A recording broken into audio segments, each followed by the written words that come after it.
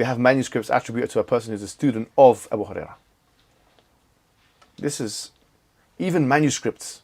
But of course, manuscripts are not the only thing. I mean, we have absorption and incorporation.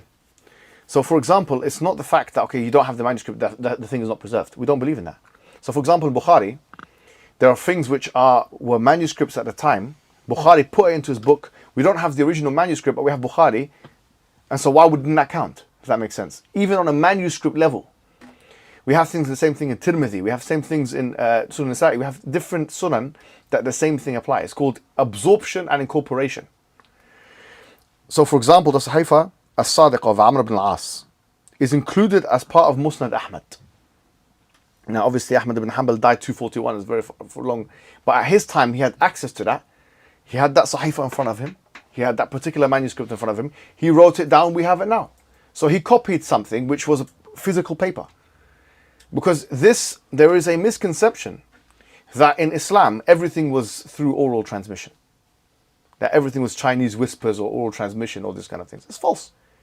There were entire manuscripts that were copied by writing from one hadith scholar to another.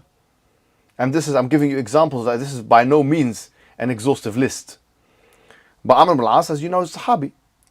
The Sahif of Ali ibn Abi Talib is included within Bukhari. And so on and so forth. Like the book of Zakat, written by Abu Bakr as-Siddiq, is included in Al-Bukhari, and so on. So we have that. We have manuscripts, people, and there's so many of those that were written by the ashab of the sunans and the jami'as and the hadiths and all these particular books of hadith. And we're still sticking with the script here. And for us, I should mention, we don't accept that this is the... Our method, as we'll come to see, is much more rigorous, much harder than their method. You find the manuscript somewhere and you can attribute something to someone. You'll find that our method is actually much more critical than this. The hadith method is much more critical than this.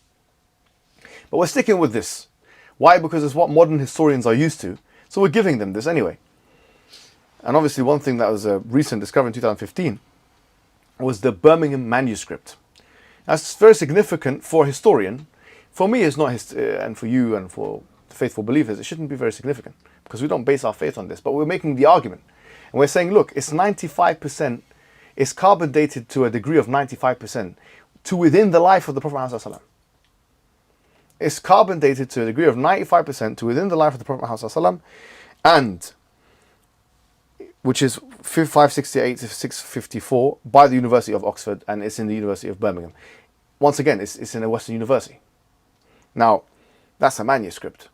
And it is 2 folios, it's 2 pages, but it's commensurate with what we have. Now, we have other manuscripts. Obviously, the most complete one is the Topkapi one. And that's, people think it's Uthman's. It's not Uthman's one. This is like one century after the Prophet ﷺ's death. But it has basically 99.9% or 99.5% of the Quran. And it's a manuscript. And it's in line with what we're reciting today. And so you have a perfect match between the surahs that are in the Birmingham manuscript with that which is in the Topkapi manuscript. And there's a 99 point, all of the Quran is there. And then you have 95% radiocarbon dating to the time of the Prophet. What more do you want? I mean, to be honest with you, what more do you want?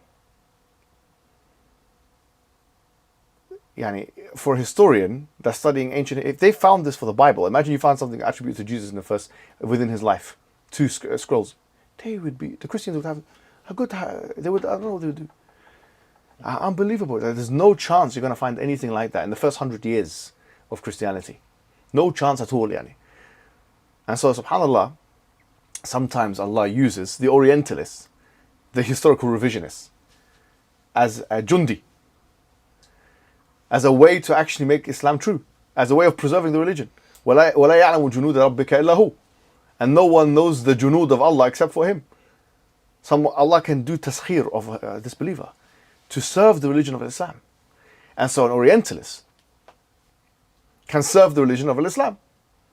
He tries to attack it and actually he starts to realize there's more than this going on. And this is a good example of that.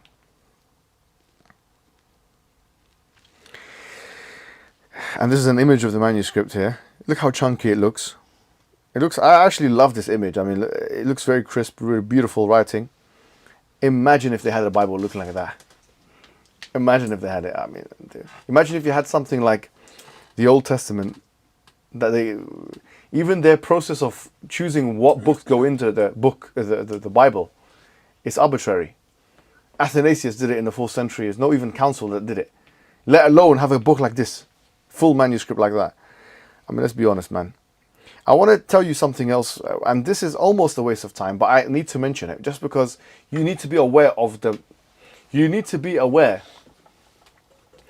kinds of discourses that Orientalists in the academy and outside of the academy are putting forward. There's a guy called Dan Gibson, and what he tried to say is that, look, Mecca is an imaginary place. It's an imaginary place because if you look at the masjids, at the early Islam, they were not actually pointed to Mecca at all. In fact, they were pointed, sorry to say, they were pointed to Petra. So which means that the Qibla was actually not towards Mecca, but towards Petra itself. Okay, now he thought he was being, he wants to be the next Patricia Crona, of course, He wants to say something ridiculous, but he was refuted by his own peers. David King, who's a historian of some standing, I think it's King's University, but I can't remember if it's King's or not, but he contributed to Britannica, or the Encyclopedia of Islam. And even Dan Gibson, when he was trying to quote him, he quoted him incorrectly. Yeah, he refuted that, Gibson, and I'm going to read some of the things that he said. He said, Gibson published his book, Quranic Geography, in 2011. In it, he proved his own satisfaction that the Quran contains so few references to actual locations, including Mecca, that its origins must lie somewhere else, namely Petra. Funnily enough, the authoritative Encyclopedia of Islam has no entry for Petra, for nothing of consequence in early Islamic history happened there. So Gibson then briefly discussed some 30 early mosques which according to him faced towards Petra and not towards Mecca.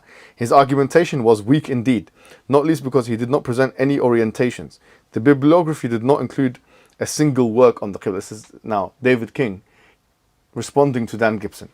Gibson's new book contains a dazzling array of information and plans of some 60 early mosques, treated more or less in chronological order, but therefore not by region, and is intended to show how the earliest mosques faced Petra, then between Petra and Mecca, then the false Qibla towards Mecca with variations on theme. He says, Gibson wishes to ingratiate himself with Muslim readers by showing by means of a survey of early mosque orientations that these early mosques are correctly aligned. But the catch is that they are correctly aligned towards Petra, but they are not. The quoted passage asserts that the Qibla of the companions of the Prophet who built the first mosque in Egypt was towards winter sunrise, not Petra. Gibson errs in thinking that the Qibla is towards the black stone, rather the Kaaba is towards the Kaaba itself. Gibson completely misunderstands my findings on the determination of the Qibla and mosque's orientation. Essentially, I found that Muslims for the first 2 centuries used folk astronomy, particularly astronomical horizon phenomena, the cardinal directions in solar risings and settings at solstices. Thereafter, they used Qiblas based on geographic coordinates and mathematical procedures. I claim that all mosques face the Qibla in ways of which we can now only understand. I will also say that early mosques do not face directions we moderns think they should. Now Gibson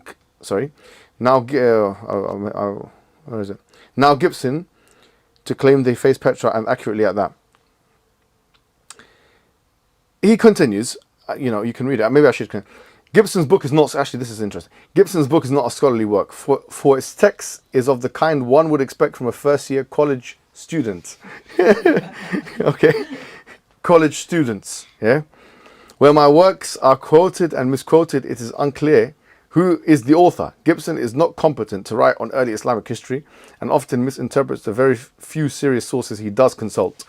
I counter Gibson's agnotological tour de force with the simple argument that the earliest Muslims could not have aligned mosques accurately towards Petra, or for that matter towards Mecca either. It is even easier to demolish Gibson's necessary backup thesis, which is that the first generations of Muslims had all necessary technical equipment, trigonometry, geometry, geographic coordinates, astronomical instrumentation to derive the direction of Petra accurately for any locality from Andalus to China.